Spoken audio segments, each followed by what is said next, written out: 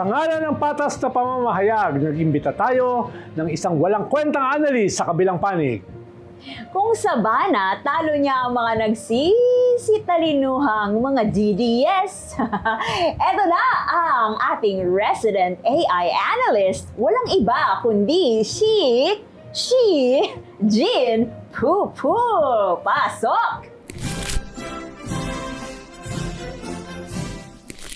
Shukran Ronald ang lovely.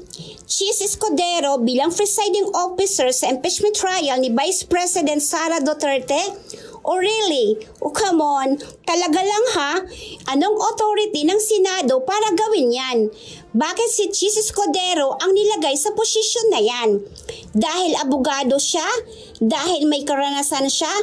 Kumusta naman yung naging papel at posisyon niya sa mga impeachment proceedings? Parang mga tangi naman to. Kaya tama lang ang pag-alma na magkapatid na Cayetano dyan eh. Ikaso, hindi nyo naman pinakinggan. What the hell? Bakit kasi kayo mga paladesisyon at bigla-biglang nagpapalit ng presiding officer? Pakisagot please. Sana pala, ginawa nyo na lang siyang Senate President uli kung gusto nyo rin lang naman gawing presiding officer. Nagmukha tuloy tagalista lang ng noisy at tagapaypay si SP Win sa taas ng dais. You know dais, the race platform in the Senate plenary.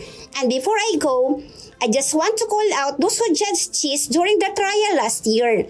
Remember forthwith, kung kuyugin nyo si Chis noon, kulang na lang ilibing nyo na siya ng buhay.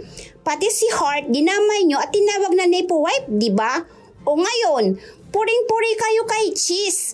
Ang tawag dyan, kaisuka. Hala, kainsuka daw ta. Ito naman kasi si Jin Pu. Porkat wala siyang heart, no? Wala rin siyang mamahaling singsing. Bitter na siya. Yun Pero naman. kain suka nga ba? Uy, in fairness masarap yung suka. Yung suka na may patong suka sa Bisaya nga. Unsa kay tawag? Nakalimot ko. Oo, yung sa... Yung may ahos, yung sa iligan. sibuyas. Oo. Pinakurat. Pinakurat. Pinakurat. Ako ang Bisaya. Ako ang nakalimot. Napakasarap nun. Oo. Sa tinapa. Oo. Bulad. Sa longganisa. Oo. Diba? Ang sarap nun. Oo. At sa mga kakamfeng. Kain suka daw eh. Kaya ang suka, no? Yan ay nabulok na wine. No? Yan ay nabulok na anong tawag doon? Ano? Hindi naman lambanog eh. Yung galing sa... Niyog ba? galing sa nyug. Yan ay buko juice Okay. na nabulok. Naging suka. Diba? Pero iba naman yung nabulok sa Senado. Iba yun, no? Iba yun, no? May feeling yun eh. Pag ikaw ay bulok, feeling ka. May feeling ka. Katulad nung magkapatid, di ba? Na umirit ng opening, di ba? Na nagsasayang lang ng oras, if I know. Yung isa napaka-patronizing, yung akala mo, pinupuri ka, yung pala ininsulto ka. Exactly. Yung isa naman, napaka-condescending, no? Kami ang God's gift to this impeachment court. Ang dating, di ba? At saan kayo graduate, no? Yun ang height ng condescension. Ang kulang lang kasi, yung dapat delivery, dapat chill ka eh. Hindi, hinihinga ka. Parang, di ba? Pero what do you think about the the Senate President?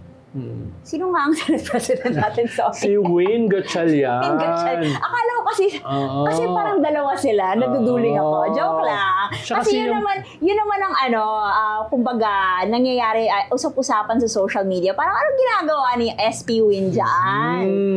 What do you think about it? Siya kasi yung behind the scenes.